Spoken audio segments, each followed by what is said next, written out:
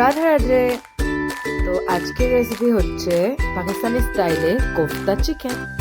তো এটা হচ্ছে কোফতা চিকেন পাকিস্তানি স্টাইলে। তো let's get start the video. তো ফার্স্টে কোফতা পাকিস্তানি স্টাইলে কোফতা চিকেন বানানোর জন্য আমাদের কোফতা বাটাটা করে নিতে হবে, যেটাতে পুরোপুরি বোনলেস চিকেন নিয়ে নিচ্ছি আমি। চিকেনটাকে পেস্ট করতে হবে, তার জন্য মিক্সিতে কি কি দিতে হবে একটা পেস্ট বানানোর জন্য।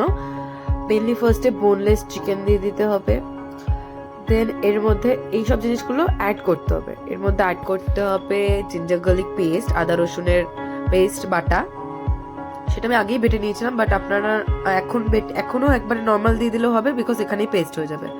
তারপরে দিয়েছিলাম পুদিনা পাতা, কয়েকটা ফ্রেশ একদম ধুয়ে নেওয়া পুদিনা পাতা। এরপরে আমি দিয়েছি এগস, ডিম দিয়েছি দুটো, যেটা নাকি ভেঙে ওই ভিতরেটা অবভিয়াসলি এত স্টুপিড কেউই নয়, ভেঙে দিতে হবে দুটো ডিম, গোটা পুরো সবটা, মানে ইয়েলো আর হোয়াইট পোর্শন দুটোই সবটা দিয়ে দিতে হবে মিক্সিতে। এর উপরে দিচ্ছি নুন, স্বাদ মতো নুন। আমার নুন দিতে একটু ভয় লাগে বেশি, তাই একটু কম কমে দিয়ে হবে। তো আপনারা স্বাদ মতো বুঝে নুন দেবেন। নুনটা দিয়ে দেওয়ার পরে আমি দিয়ে দিয়েছি সব রকম মশলাগুলো আমি এক জায়গায় করে নিয়েছিলাম, যেখানে জিরে গুঁড়ো, ধনে গুঁড়ো, দেন লঙ্কা গুঁড়ো, গরম মশলা গুঁড়ো, তারপরে ব্ল্যাক পেপারটাকে কি বলে জানো, ব্ল্যাক পেপার কিছু একটা বলে, ব্ল্যাক পেপার। দেন হলুদটা একটু দিতে হবে, ওটা অ্যাকচুয়ালি না দিলেও হবে, স্কিপও করা যায়, বাট আমি একটু দিয়েছি।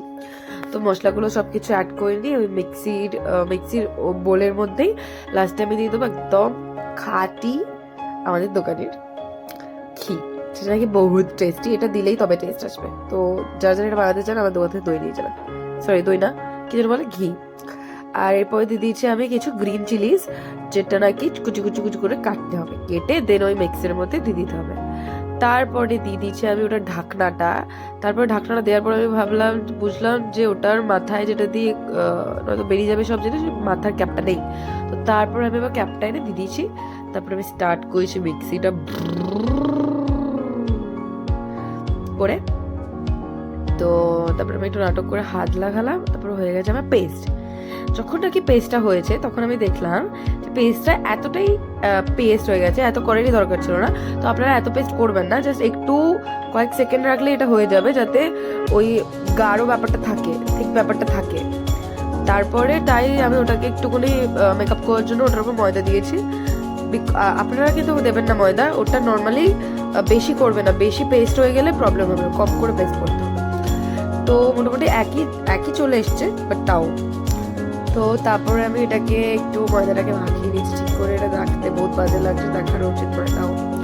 তো ওটা মাখিয়ে দিয়ে ওটার ওভাবেই রেখে দিয়ে আমি কড়াইটাকে গরম হতে ফার্স্টে দিয়েছি। তারপর একটু হাত দিয়ে এভাবে দেখে আমার মতো সুন্দর হাত থাকলে দেখাতেও পারেন ক্যামেরাতে আমার মতো। তো তারপরে দিয়ে দিয়েছি হচ্ছে কি যেন বলে রিফাইন অয়েল।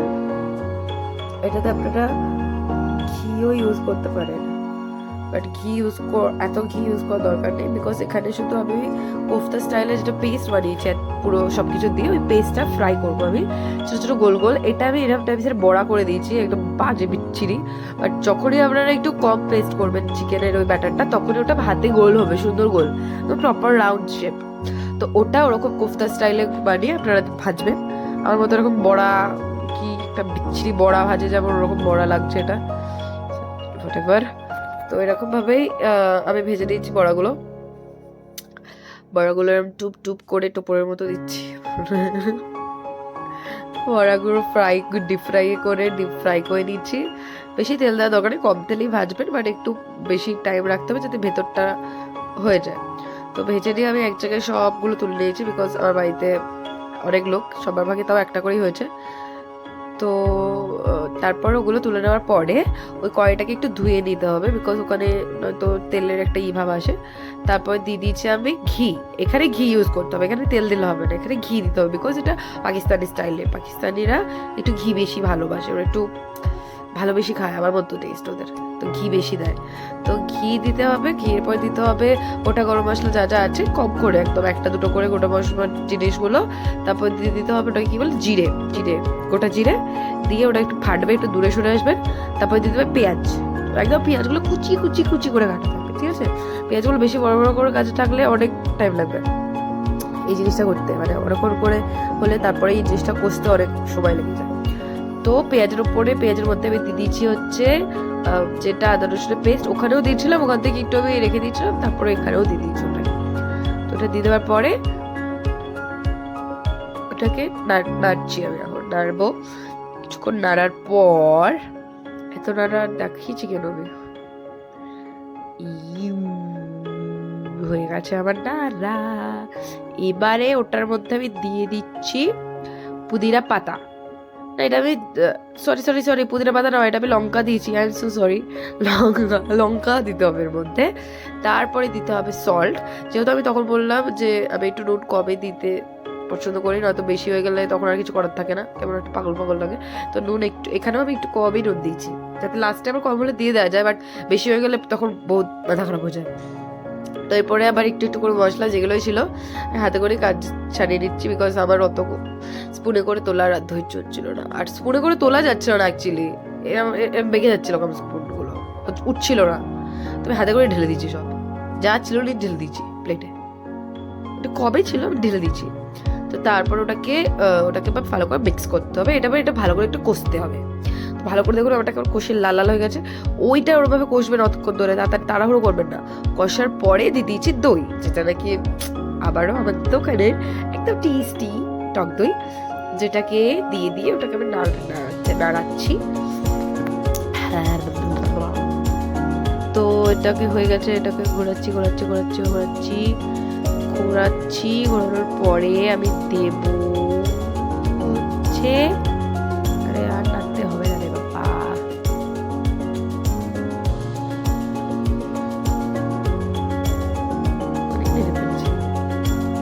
তারপর দিয়েছি যে ফ্রেশ ক্রিমটা দিয়ে দিয়ে দিচ্ছি আর্ধেক বোতল। ফ্রেশ ক্রিমটা বেশি দিতে হবে একটু, বিকজ এখানে ওরকম বেসটা তো আলাদা কিছু নেই, এগুলোতেই বেসগুলো হবে।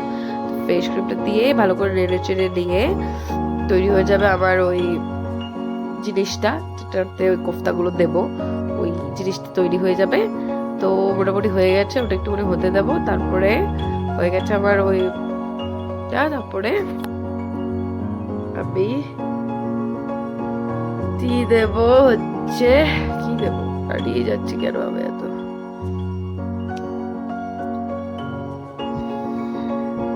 বাটার খুলছি একদম মন ভরে বাটার দেবো আমি। হাতটা ক্যামেরার সামনে এলেই এবার হাত দেখাতে ইচ্ছা করে, মন খুলে প্রাণ খুলে বাটার দেবেন, বাটারটা টক করে দিয়ে দেবেন, বাটারটা টক করে দিয়ে দেবেন, যত পারবেন বাটার দেবেন, যত বাটার বেশি তত টেস্ট বেশি। বাটার দিয়ে দিচ্ছি, এবার বাটারটা দেওয়ার পর একটুখানি নাড়িয়ে নিয়ে তারপর ভিডিওটা অ্যাকচুয়ালি হয়েছে স্কিপ করার মতো, স্কিপ করে দেখার মতো, আমি এত কেন নাড়ানো দেখাচ্ছি।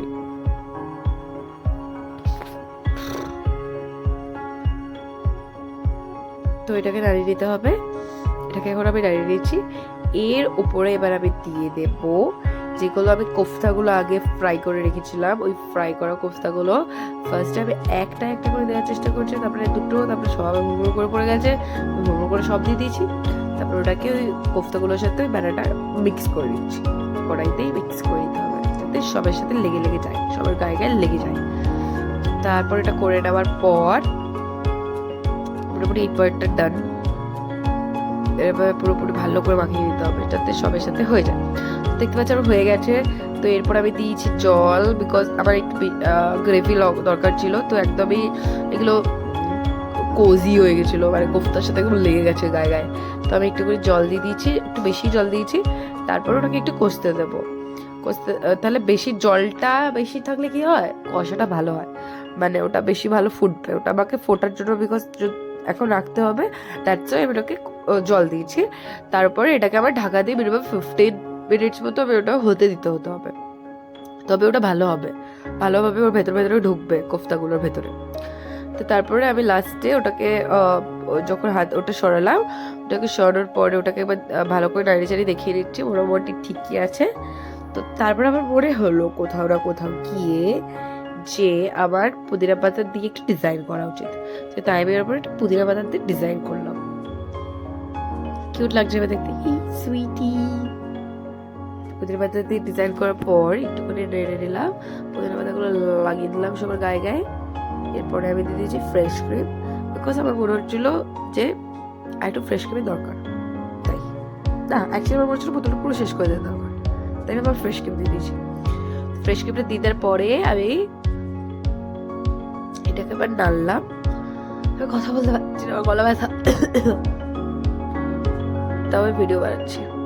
এরপর হচ্ছে মেন পার্ট, মেন আমার লাইফেরও মেন, রান্নারও মেন, সবকিছু মেন, চিজ চিজ চিজ। যত পারবে চিজ দেবেন। আমি দিচ্ছি এখানে ছোট ছোট কিউব 2টো চিজ পুরো দিয়ে দিচ্ছি। ফার্স্ট এরটা ধৈর্য সহকারে এরকম ভাবে নিয়েছি, নিতে নিতে নিতে নিতে অর্ধেক পড়েই গেছে। তারপরে ভাবলাম আমি একটু বুদ্ধি খাটি যে ওটা তো রান্নাতে গিয়ে সে মিক্স হয়ে যাবে, তো আমার এরকম গুড় গুড় গুড় করে দেওয়া। আর এর পরেরটা আমি যেভাবে দিয়েছি সেটা কোনো মধ্যে তফাৎ নেই, তো আমি তার জন্য এই পরেরটা কিভাবে দিয়েছি সেটা হচ্ছে এই পরেরটা আমি ধরে এভাবে কুচু কুচু দিয়েছি, এভাবে হাতে চটকে দিয়ে দিয়েছি। ফার্স্টটা কিউবটা নর্মাল দিয়েছি, তারপরে কিউবটা হাতে চটকে দিয়ে দিয়েছি চিজটা হাতে দিয়ে। বেবি বলে দেখাই নেই, একটু জানি না আমার ক্যামেরাম্যান কেন ধরে দেখাচ্ছে এই টাইমগুলো। এই যে তারপরে আমি হাতে চটকে দিয়ে দিয়েছি চিজটা, তো চিজটা দিয়ে দিয়েছি। সব চিজটা চলো, চিজ মাই ফেভারিট, জানে না। তো চিজটা দিয়ে দিয়েছি, চিজটা দেওয়ার পরে হয়ে গেছে আবার মোটামুটি লাস্টে ফিনিশিং এর একটা গন্ধর জন্য আমি দিয়ে দিচ্ছি ঘি। দেওয়ার পর হয়ে গেছে আবার পাকিস্তানি স্টাইলে কোফতা চিকেন রেডি। এটা আপনি সার্ভ করতে পারেন পরোটা রুমালি রুটির সাথে, যেটা খুব টেস্টি, স্টার্টারেও খাওয়া যেতে পারে। তো হয়ে গেছে, আমি এখানে সার্ভ করে দিচ্ছি আমার পাকিস্তানি স্টাইলে কোফতা চিকেন রেসিপি। আপনারা নিশ্চয়ই ট্রাই করবেন বাড়িতে, আর কেমন হলো নিশ্চয়ই কমেন্টে জানাবেন। লাইক শেয়ার সাবস্ক্রাইব করতে ভুলবেন না। শুভরাত্রি, good night, bye bye bye. And at the end of the video, Radhe Radhe guys, bye bye.